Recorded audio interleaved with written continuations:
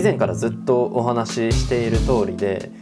今のこの時代にディスプレイ1枚っていうのはかなり過酷な環境になってきてるんですよね。でそれで僕はこのエスプレッソライトっていうすごいいい感じのディスプレイをね1個縦で配置するっていうのが直近の進捗でした。これ純正のねスタンドがマグネットでつくので、よいしょ、こんな感じ。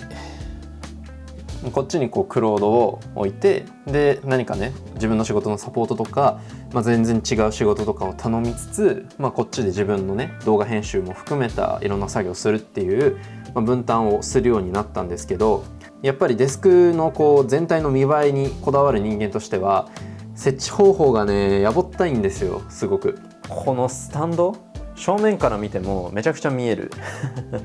なんかね絶妙に噛み合ってない感がするんですよね。リビングラボプロジェクトっていうメンバーシップの方では、これについてちょろっとこう匂わせというかねお伝えをしたんですけど、これの解決案を1個検討し始めました。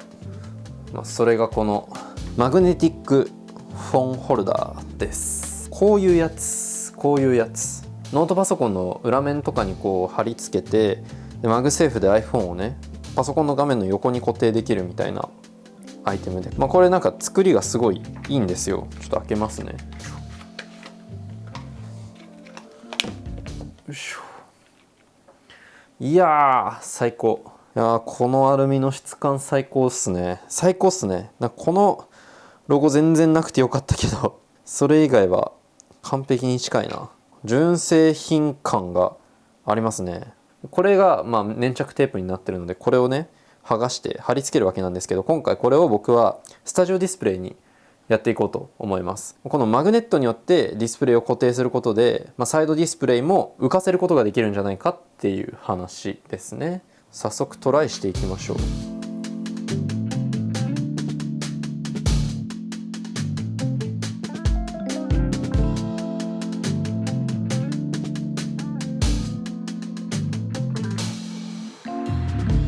で今この裏側の状態っていうのは僕にとっては結構カオスに近くて、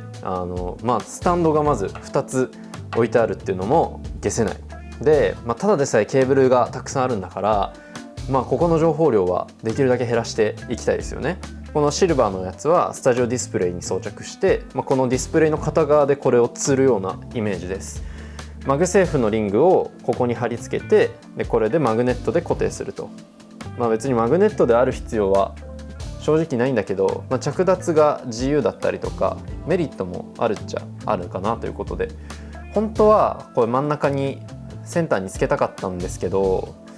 一回実はもうすでに試していて、ディスプレイにつけるマグネットのリングの粘着力が絶望的、そんなに強くなかったみたいで、ちょっと時間経つと剥がれて落ちてきてしまったんですよ。なのでもうしょうがない、ちょっと磁力の点で2つつけます。実はさっき開封したのは2個目で、すでに使っていた1個目がこっち。粘着力不足を2個つけることで補おうと思います。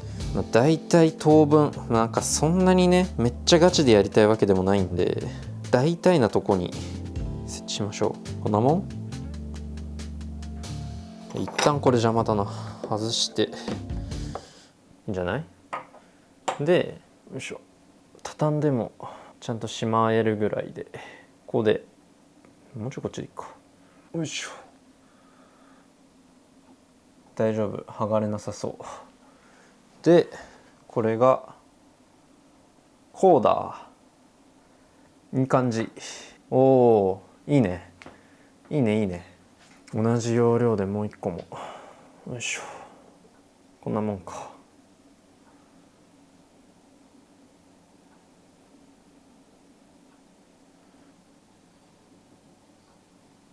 よし、いいんじゃない、いいんじゃない、いいんじゃない。いいね、できたね。よし、じゃあここにディスプレイをこうやって設置したいんだわ。マグネットのリングをつけていきましょう。よいしょっと。デスクにいろいろとつけていくたびにすごい大変になっていく。マグセーフリング別にどこでもいいんだけどね、 ESR を選んだのはまん丸じゃなくてこう開いてるんで、つけたり外したりが発生した時に楽なんですよ。剥がすこともありえるわけで、見た目とかね一応まん丸の方が綺麗ではあるけれど、どうせここは見えない部分ではあるので実利重視。ちょうど2枚入ってるね。よし、これ使いましょう。上シルバーにするか。 OK。 本当はこうやってねこう iPhone をつけて使うやつ。いやこれいいなこれ普通に使いやすいな。これはこれでなんか用途があったらこうやって使おう。今日はこれじゃなくてマグセーフ。よし、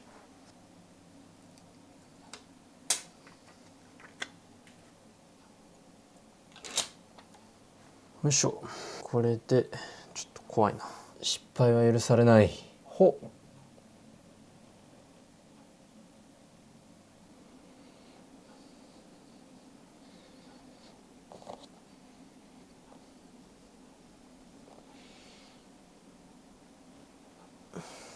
オッケー。いいですね。いいですねスタジオディスプレイが、27インチだっけな、8インチだっけな。でこっちのサイドディスプレイの方は僕はエスプレッソライトというもので 15.6 インチとか、そのくらいだった気がするけれど、縦幅がね数ミリ違うんだけど、合計で1ミリも誤差ない分すごくすっきりと収まってる感じがありますね。このやり方は僕思いついてよしやろうやろうと思ってたらゆとログさんがノートで先に出されちゃって、うわーっ先越されたっつって。でも本当にたまたまほぼ同じタイミングでほぼ同じようなことを思いついたっていう。プレダクツのバックパックっていう製品があって、モニターアームとか、ベサマウントをかませることができるのであれば、あれが一番スマートだとは思いますが、そうではないようなこういうねスタンド型ディスプレイの皆さんはこれいいんじゃない？これシルバーのね、背面シルバーのディスプレイにすれば、確かにもうちょっとこう見た目がねこう情報量少なく本当にシルバーで統一できるかもしれないんですけど、絶妙にねこうディスプレイに差異があったりしてもそれはそれで嫌だし、これ差し色として僕は効いてるんじゃないかなっていう、結構ポジティブです。もちろん本体のこの動きと一緒に動くのもすごいいいですね。でマグネットなんで、よいしょ。でマグネットなんでこんな剥がせます。どうしてもちょっと真ん中ではないな、マグネットの位置。でも見えないから OK。 こっちで動画編集をしながらこっちではクロードをね、よいしょ、こんな感じで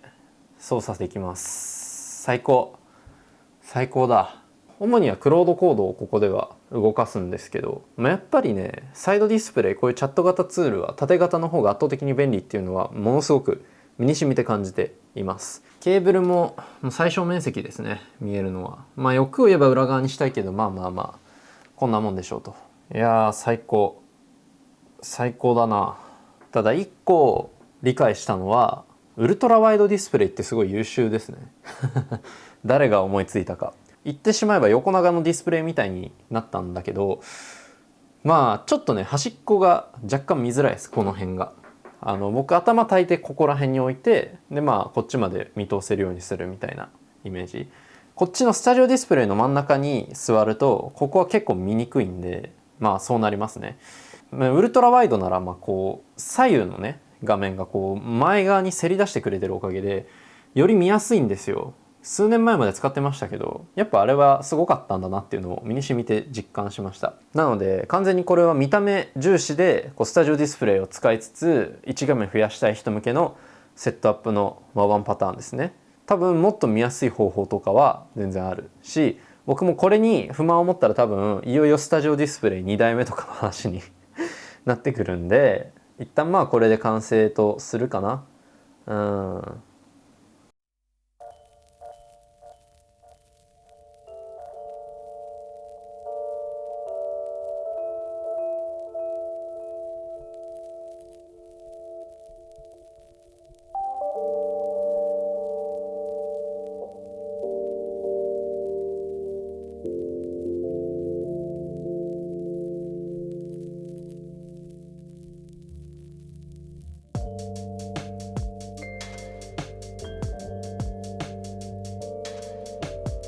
でさっきからねめちゃめちゃデスクをくるくる回していて、っていうのも今このデスクがケーブルコンセントにつながってないんですよね。それを叶えてくれてるのがここにあるこいつで、こいつを置いたせいでスピーカーのサブウーファーがちょっと追いやられてしまったんですけど、またこのポータブル電源アンカーのポータブルパワーステーション、768Whです。要は超巨大モバイルバッテリーみたいなもんで、本来は災害対策とか、